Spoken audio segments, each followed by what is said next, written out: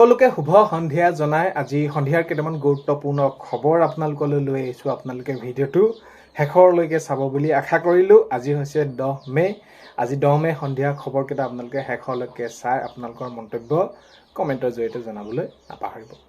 প্ৰথমটো খবৰ হৈছে বিজেপি বিধায়িনী দলৰ বৈঠক আজি। এতিয়া যিহেতু 12 তাৰিখলৈ মাজত মাত্ৰ এটা দিন আছে, তাৰ প্ৰাকক্ষণত তেওঁলোকৰ দলৰ বৈঠক অনুষ্ঠিত হৈছে। 12 তাৰিখে শপত গ্ৰহণ আছে। মুখ্যমন্ত্ৰী মহোদয় শপত ল'ব, হিমন্ত বিশ্ব শৰ্মা ডাঙৰীয়া মুখ্যমন্ত্ৰী ৰূপে শপত ল'ব। সেইখিনি সকলোৱে বিচাৰিছে আৰু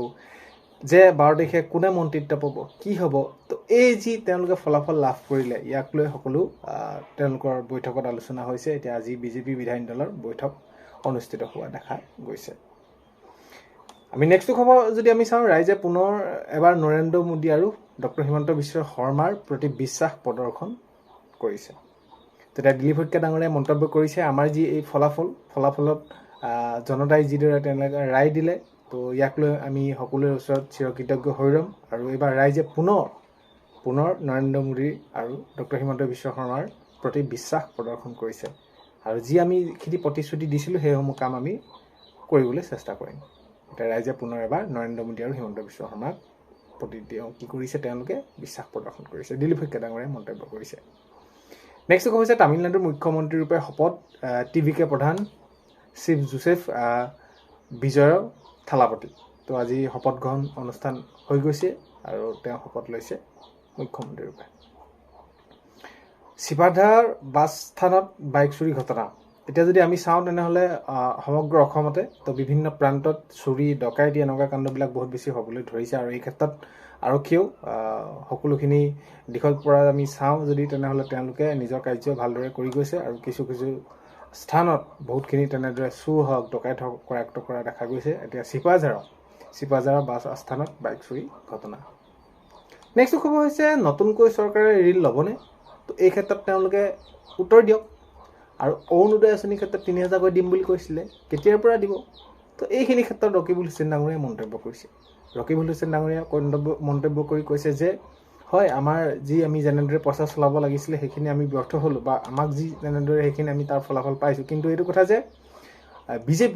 বিজেপিয়ে নতুন চৰকাৰ যেতিয়া গঠন কৰিব তাৰ বাবে ঋণ ল'বনে, এইখিনি প্ৰশ্নৰ উত্তৰ দিয়ক।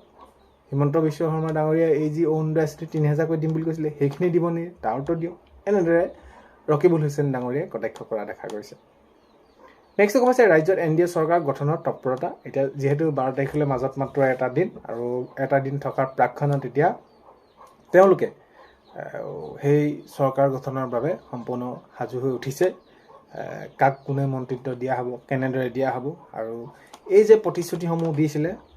প্ৰতিশ্ৰুতিসমূহ পূৰ কেনেকৈ কৰিব পাৰিম, তো এই বিষয়খিনি লৈ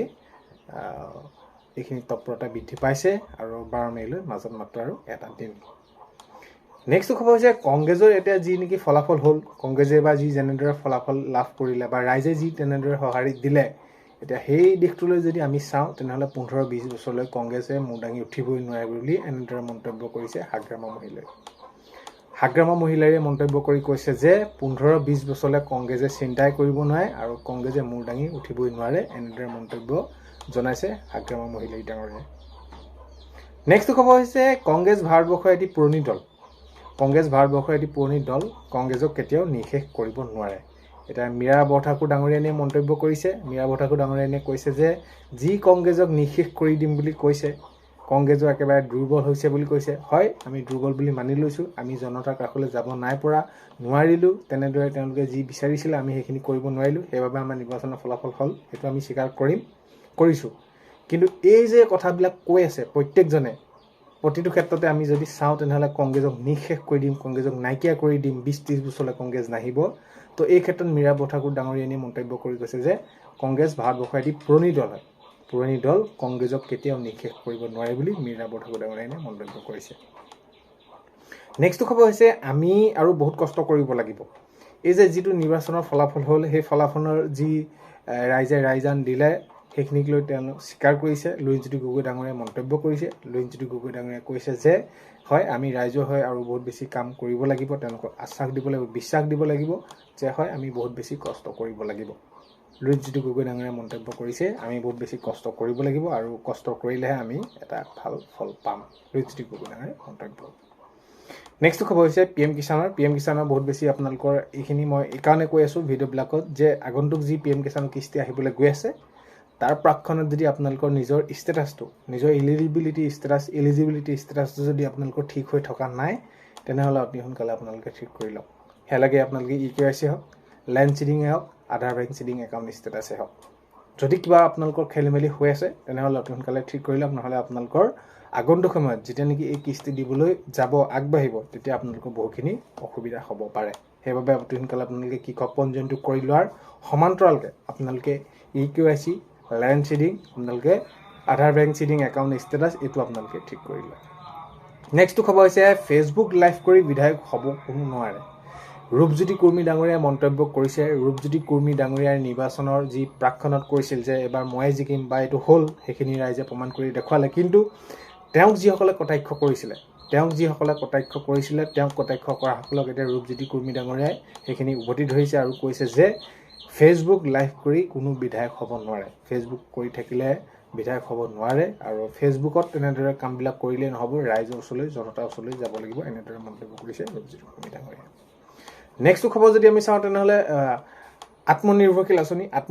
আঁচনিৰ ক্ষেত্ৰত এতিয়া প্ৰায় আগন্তুক সময়ত সেইখিনি ৰেজিষ্ট্ৰেশ্যন কৰাৰ কথা কৈছে ৰেজিষ্ট্ৰেশ্যন কৰাৰ পাছত অনলাইন আবেদন কৰাৰ পাছত তেওঁলোকৰ যেতিয়া নেকি সময় আহিব আত্মনিৰ্ভৰশীলৰ ক্ষেত্ৰতো সেইখিনি যুৱক যুৱতীসকলক দিয়া কথা সেইখিনি মুখ্যমন্ত্ৰী মহোদয়ে প্ৰতিশ্ৰুতি দিছিল এতিয়া 12 তাৰিখলৈ মাজত মাত্ৰ এটা দিন আছে 12 তাৰিখৰ প্ৰাক্ষণত এতিয়া এই যি আমি যদি চাওঁ তেনেহ'লে যিসমূহ প্ৰতিশ্ৰুতি দিছিলে প্ৰতিশ্ৰুতিসমূহ পূৰ কৰাৰ ক্ষেত্ৰত মুখ্যমন্ত্ৰী মহোদয়ে জনাইছে বা এই বা যি নতুনকৈ তেওঁলোক যিসকল বিধায়ক হৈছে বা যোনেই নহওক এই যি এতিয়া তেওঁলোকে ফলাফল লাভ কৰিলে এই সকলোখিনিয়ে তেওঁলোকে এটাই কৈছে যে আমি যিখিনি প্ৰতিশ্ৰুতি দিছিলোঁ সেইখিনি পূৰ কৰিব লাগিব জনতাই আমাক যি ৰায়দান দি অভূতপূৰ্ব জয়লাভ কৰালে সেইখিনি আমি তেওঁলোকৰ বাবে কাম কৰাটো আমাৰ বাবে কৰ্তব্য আৰু এই 5 বছৰটো আমি একেবাৰে ৰাইজৰ কাম কৰিব লাগিব মুখ্যমন্ত্ৰী মহোদয়ে সেইটো মন্তব্য কৰিছে এতিয়া আত্মনিৰ্ভৰশীল আঁচনিৰ ক্ষেত্ৰত যদি আমি চাওঁ প্ৰায় লাখ যুৱক যুৱতীসকলক দিয়াৰ কথা উল্লেখ কৰিছিলে মুখ্যমন্ত্ৰী মহোদয়ে আৰু আমি যদি চাওঁ তেনেহ'লে অতি সোনকালে চৰকাৰ গঠন হোৱাৰ পাছতে এই কাৰ্যসূচীসমূহ যিসমূহ প্ৰতিশ্ৰুতি দিছিলে তাৰ ভিতৰত আত্মনিৰ্ভৰশীল আঁচনি কামসমূহ গুৰুত্ব সহকাৰে ল'ব আৰু এইখিনি কামখিনি আগবাঢ়ি যাব বুলি সকলোৱে চিন্তা কৰোঁ বা সেইখিনি আমি ভাবোঁ নেক্সট খবৰ যদি আমি চাওঁ তেনেহ'লে ৰাইজৰ আশা আকাংক্ষা ধৰি ৰাখিবলৈ অহা 5 বছৰ আমি দিনে নিশাই পৰিশ্ৰম কৰি যাব লাগিব সেয়ে মই কৈছোৱে যে পল্লৱ লোচন দাস ডাঙৰীয়াই মন্তব্য কৰিছে যে ৰাইজে যি আশা কৰিছে তেওঁলোকৰ যি আশা আকাংক্ষা ধৰি ৰাখিবলৈ আমি অহা 5টা বছৰত আমি দিনে নিশাই পৰিশ্ৰম কৰিব লাগিব বুলি কৈছে আৰু পৰিশ্ৰম কৰি যাম বুলি এইখিনি তেওঁলোকে প্ৰতিশ্ৰুতি যিহেতু পূৰ্বতে দিছিলে নিৰ্বাচনৰ আৰু এই নিৰ্বাচনৰ এতিয়া ফলাফল লাভ কৰাৰ পাছতো এইখিনি মন্তব্য আগবঢ়াইছে পল্লৱ লোচন দাস ডাঙৰীয়াই এইখিনি কৈছে যে আমি যি ৰাইজে আশা তেওঁলোকে কৰিছে আকাংক্ষা তেওঁলোকৰ যি আছে ধৰি ৰাখিবলৈ আমি 5টা বছৰত দিনে নিশা কাম কৰিব লাগিব তেতিয়াহে এইখিনি সম্পূৰ্ণ হ'বগৈ আমি যিদৰে প্ৰতিশ্ৰুতি দিছিলোঁ কামবিলাক কৰি যাবলৈ চেষ্টা কৰিম নেক্সট খবৰ হৈছে অসমবাসী পুনৰ ধন্যবাদ দিলে হিমন্ত বিশ্ব শৰ্মা ডাঙৰীয়াই পুনৰ ধন্যবাদ দিছে অসমবাসীক যিদৰে এইবাৰ তেওঁলোকে চৰকাৰ গঠনত বা এই যি ফলাফলটো NDA তেনেদৰে মৰম দিলে সেইকাৰণে চিৰঋণী হৈ থাকিম বুলি কৈছে মুখ্যমন্ত্ৰী মহোদয় হিমন্ত বিশ্ব শৰ্মা ডাঙৰীয়াই আৰু যিহেতু শপত গ্ৰহণ ল'বলৈ গৈ আছে 12 তাৰিখে আৰু সেইখিনি ক্ষেত্ৰত এতিয়া আকৌ পুনৰবাৰ তেওঁ সেইখিনি যি বিধায়িনী দলৰ বৈঠক তেনেদৰে তাত উপস্থিত হৈ হিমন্ত বিশ্ব শৰ্মা ডাঙৰীয়াই তেওঁ কয় যে অসমবাসীক পুনৰবাৰ ধন্যবাদ দিছোঁ আৰু আমাক যাতে আগন্তুক সময়তো এই এনেদৰে উৎসাহ দি যায় মৰম দি যায় এইখিনি ক্ষেত্ৰতো হিমন্ত বিশ্ব শৰ্মা ডাঙৰীয়াই মন্তব্য কৰিছে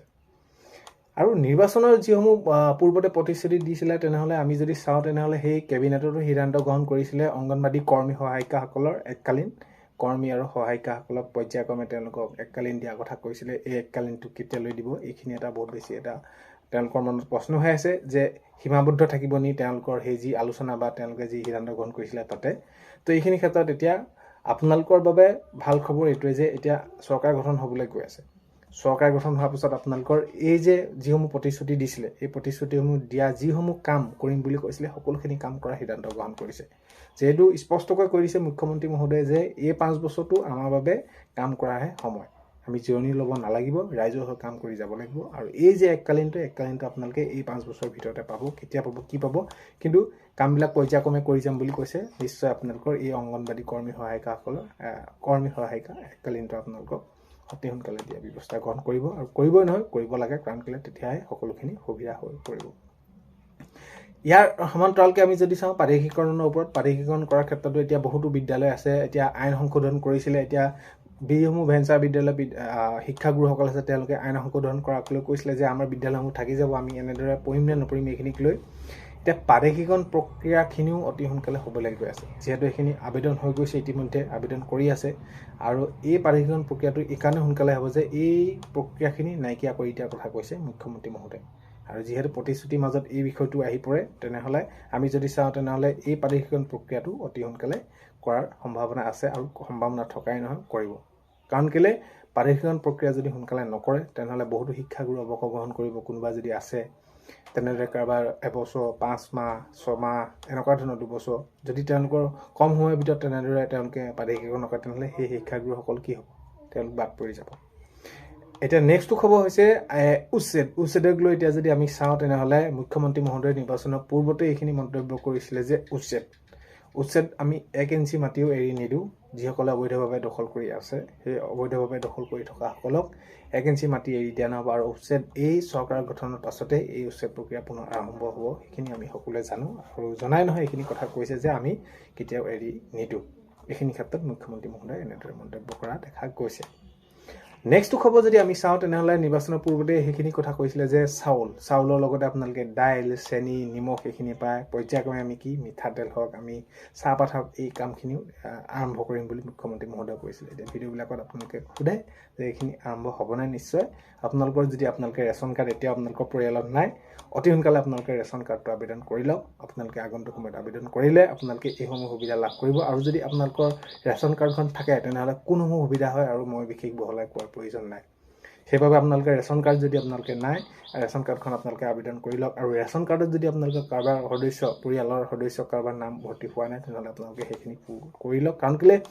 যদি ৰেচন কাৰ্ডখন থাকে আপোনালোকে অৰুণোদয় আয়ুষ্মান চৰকাৰী ঘৰ বিভিন্ন ধৰণৰ সুবিধা চৰকাৰী ফ্ৰী গেছ এই সকলোখিনি সুবিধা আপোনালোকে পাবলৈ সক্ষম হ'ব আজি 10 মে সন্ধিয়া খবৰ এইকেইটা আপোনালোকক জনালোঁ ভিডিঅ'টো আপোনালোকে শেষলৈকে চোৱাৰ বাবে বহুতে বেছি ধন্যবাদ এইখিনিতে আপোনালোকক এটা অনুৰোধ কৰিম চেনেলটোলৈ যদি আপোনালোক নতুনকৈ আহিছে চেনেলটো ছাবস্ক্ৰাইব কৰাৰ লগতে কাষতে থকা বেল আইকনটো প্ৰেছ কৰি অল কৰি থ'ব যাতে নতুন এটা ভিডিঅ' দিয়াৰ লগে লগে আপোনালোকে আগতীয়াকৈ চাবলৈ পায় যদি ভিডিঅ'টো চাই ভাল পায় লাইক এটা কৰি দিব আৰু শ্বেয়াৰ কৰি দিব বুলি আশা কৰিলোঁ আজিলৈ মানে অন্য এটা ভিডিঅ' এটা লগ পোৱাৰ আশাৰে